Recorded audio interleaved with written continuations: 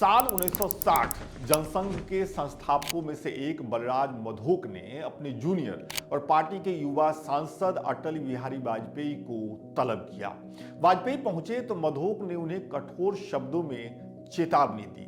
तब वाजपेयी से कहा गया या तो वो शादी कर लें या राजकुमारी कौल से सारे रिश्ते खत्म कर लें। असल में बलराज मधोक से जनसंघ के कुछ नेताओं ने शिकायत की थी कि अटल बिहारी वाजपेयी और राजकुमारी कौल के रिश्तों से पार्टी और आरएसएस की छवि को नुकसान पहुंच रहा है। इस चेतावनी के करीब 5 साल बाद साल 1965 में आरएसएस के तत्कालीन सरसंघचालक माधवराव सदाशिवराव गोलवलकर नागपुर से दिल्ली के लिए ट्रेन पकड़ते हैं। दिल्ली पहुंचने के बाद वो सीधे झंडेवालान स्थित आरएसएस मुख्यालय जाते हैं। जैसे ही गोलवलकर पहुंचते हैं, बंद कमरे में एक मीटिंग शुरू हुई।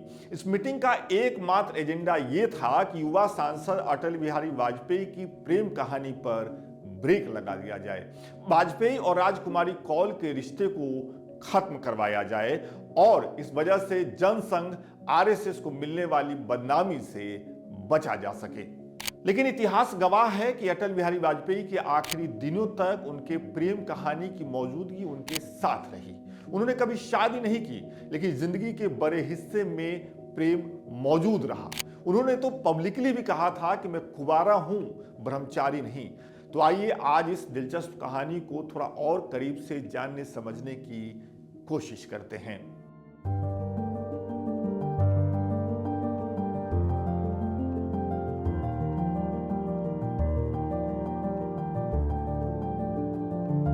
वर्ष 1924 सेंट्रल इंडिया के सबसे बड़े प्रिंसली स्टेट ग्वालियर में एक सामान्य से स्कूल टीचर का परिवार रहता था। मास्टर साहब का नाम था कृष्ण बिहारी वाजपेयी। उनकी धर्म पत्नी का नाम था कृष्णा देवी।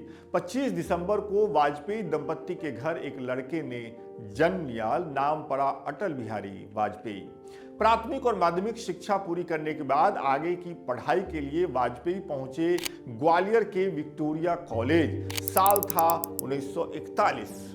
यूं तो 17 साल के वाजपेयी क्लास की सबसे पिछली बेंच पर बैठते थे, लेकिन उनका मन क्लास की पहली बेंच पर बैठने वाली एक भोली सूरत को निहारने में लगा रहता था। जिस 16 साल की लड़की पर वाजपेयी का दिल उन दिनों फिदा था, वो कश्मीरी पंडित थी। लड़की का परिवार जम्मू कश्मीर रियासत से उज्जैन शिफ्ट हुआ था और फिर वहां से ग्वालियर पहुंचा था। लड़की का नाम था राजकुमारी हक्सर।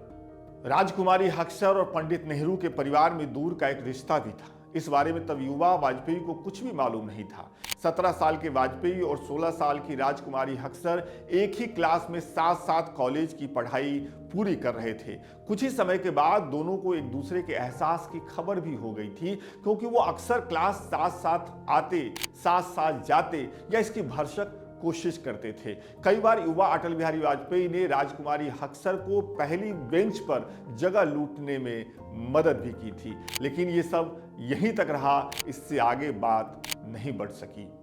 इश्क के बीच आया खानदान। राजकुमारी हक्सर कश्मीरी पंडित परिवार से थीं और वो अपने परिवार की मर्जी से बाहर जाकर अपना जीवन साथी चुनने के लिए तैयार नहीं थी। लिहाजा उन्होंने अपने अंदर उठ रहे इश्क के एहसास को अंदर ही दफन कर दिया। वहीं वाजपेयी के पिता रिटायर हो चुके थे। घर में दो बहनें थीं। उनकी शादी की उम्र हो रही थी। दहेज का भी इंतजाम करना था। खुद वाजपेयी अपनी पढ़ाई पूरी कर पाएंगे या नहीं, ये भी साफ नहीं था, क्योंकि उनके परिवार की हालत, उनके परिवार की माली हालत खराब थी।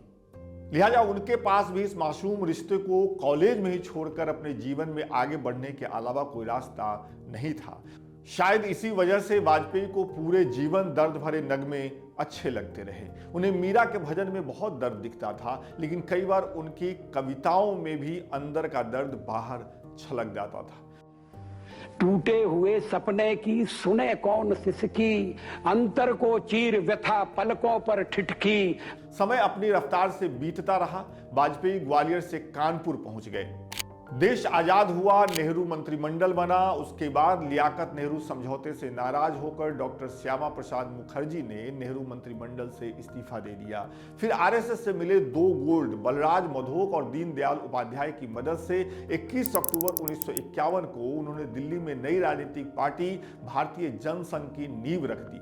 आरएसएस की हिंदी पत्रिका के संपादक अटल बिहारी वाजपेयी पहली बार इसी पार्टी से 1957 में सांसद चुने गए। उनके सांसद बनते ही आरएसएस के कुछ छात्रों ने दिल्ली के रामजस कॉलेज में एक लेक्चर के लिए उन्हें न्योता भेजा। नए नए सांसद अटल बिहारी वाजपेयी ने न्योते का मान रखते हुए रामजस कॉलेज पहुंचकर लेक्चर देने का फैसला किया। मंच से वाजपेयी का लेक्चर शुरू हुआ। दर्शक दीर्घा में अधेड़ उम्र के प्रोफेसर ब्रिजनाथ कौल अपनी खूबसूरत और जवान पत्नी राजकुमारी कौल के साथ बैठे थे। करीब 17 साल बाद नियति ने एक बार फिर अटल बिहारी वाजपेयी और राजकुमारी हक्सर, जो शादी के बाद अब राजकुमारी कौल बन चुकी थी, को आमने सामने कर दिया। कॉलेज के दिनों की फीलिंग को फिर से हवा मिली। तब की तुलना में अब हालात बदल चुके थे। तब वाजपेयी आर्थिक तौर से कमजोर थे, परिवार की कुछ जिम्मेदारियां भी थी, लेकिन अब वो सांसद थे। वहीं राजकुमारी हक्सर भी अपने परिवार के हिसाब से एक कश्मीरी पंडित की ब्याहता बन चुकी थी। कुछ हद तक दोनों अपनी अपनी सामाजिक जिम्मेदारियों से मुक्ति पा चुके थे। लिहाजा इस आकस्मिक भेंट के बाद राजकुमारी कौल और वाजपेयी के बीच मुलाकातों का सिलसिला चल पड़ा।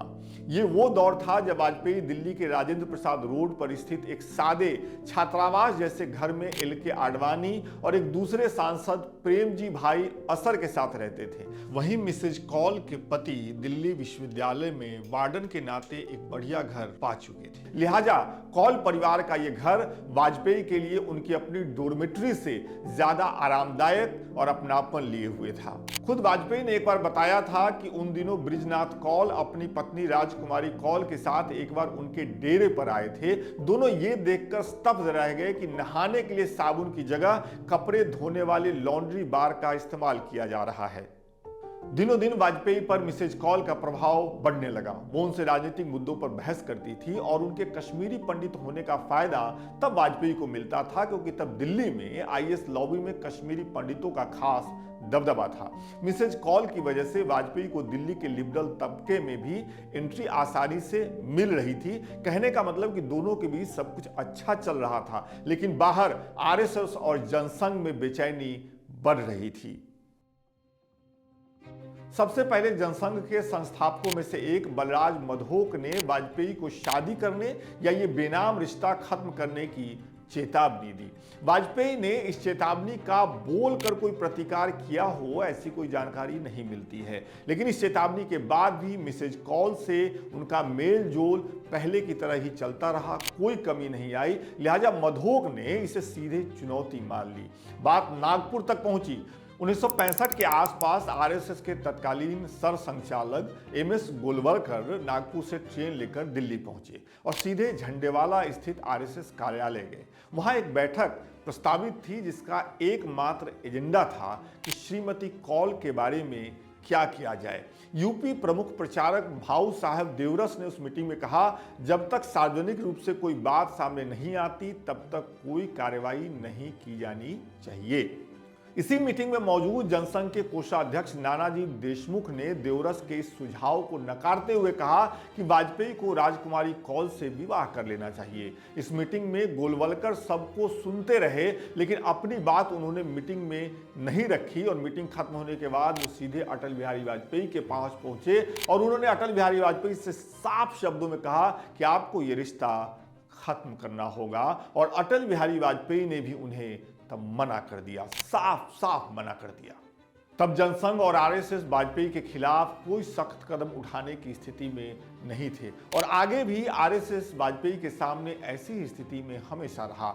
लिहाजा इस नाफरमानी को झेलने के अलावा लीडरशिप के पास कोई और रास्ता नहीं बचा था। लेकिन संघ के इनर सर्कल से वाजपेयी को बाहर का रास्ता दिखा दिया गया। अटल बिहारी वाजपेयी और संघ के बीच रिश्ते भी गड़बड़ाने की शुरुआत यहीं से हुई, लेकिन तमाम जोखिम उठाते हुए वाजपेयी मिसेज कौल के साथ बने रहे। इतना ही नहीं, जब वाजपेयी को दिल्ली के 6 रायसीना रोड पर सरकारी बंगला अलॉट हो गया तो पूरा का पूरा कौल परिवार उस बंगले में शिफ्ट हो गया। वर्ष 1970 से 1971 के बीच सुब्रमण्यम स्वामी और अटल बिहारी वाजपेयी के बीच रिश्ते बहुत प्रगाढ़ थे। स्वामी तब अमेरिका से लौटे थे। अटल बिहारी वाजपेयी ने ही उन्हें धोती बांधना सिखाया था। स्वामी के मुताबिक तब वाजपेयी उनसे लगभग हर दिन ही फोन पर बात करते थे और मिसेज कॉल भी स्वामी को पसंद करती थी, क्योंकि उन्हें उम्मीद थी कि अमेरिका में रहने और वहां अपने जीवन का बड़ा हिस्सा बिताने की वजह से स्वामी वाजपेयी और मिसेज कॉल के रिश्ते को बाकियों के मुकाबले बेहतर तरीके से समझेंगे। लेकिन जब स्वामी और वाजपेयी के बीच राजनीतिक मतभेद हुए तो स्वामी ने वही किया जिसकी उम्मीद मिसेज कॉल को नहीं थी। खुद वाजपेयी ने अपने कई इंटरव्यू में इस रिश्ते को लेकर इशारों में बहुत कुछ कहा। जैसे 1978 में वो विदेश मंत्री के लिहाज से एक प्रेस कॉन्फ्रेंस को संबोधित कर रहे थे, तब एक युवा पत्रकार ने उनसे पूछा था, वाजपेयी जी, पाकिस्तान, चीन और कश्मीर छोड़िए, क्या आप हमें मिसेज कॉल के बारे में बता सकते हैं? इस सवाल के बाद पूरे हॉल में चुप्पी पसर गई थी। तब वाजपेयी ने अपने खास अंदाज में मुस्कुराते हुए कहा था, कश्मीर जैसा मामला है। ऐसे ही एक दूसरे मौके पर जब एक पत्रकार ने उनसे पूछा कि उन्होंने कभी शादी क्यों नहीं की, तो वाजपेयी ने जवाब दिया कि वो आदर्श पत्नी की तलाश में थे। पलटकर पत्रकार ने पूछा कि क्या आपको वो मिली नहीं? इस सवाल के जवाब में वाजपेयी मुस्कुराए और बोले, हाँ मिली तो थी, लेकिन वो भी आदर्श पति के तलाश में थी। इतना ही नहीं, एक बार तो पत्रकार ने वाजपेयी से सीधे सीधे पूछ लिया कि क्या आपका कोई अफेयर रहा है? इस विवाद सवाल के जवाब में उन्होंने फिर से मुस्कुराते हुए कहा, अफेयर के चर्चे पब्लिकली नहीं किए जाते। कोई अफेयर भी कभी नहीं हुआ जिंदगी में? अफेयरों की चर्चा नहीं की जाती है सार्वजनिक रूप से। कहने का मतलब कि वाजपेयी ने खुद इस रिश्ते को लेकर कभी कोई बोझ महसूस नहीं की और ना ही उन्होंने ऐसे किसी सवाल का बुरा माना, खीजे या गुस्साए। अपने राजनीतिक करियर में लंबे इंतजार के बाद 1998 में वाजपेयी बतौर प्रधानमंत्री पीएम आवास में शिफ्ट हुए। तब भी मिसेज कॉल अपनी बेटी के साथ वाजपेयी के साथ रहने के लिए पीएम आवास में शिफ्ट हुई।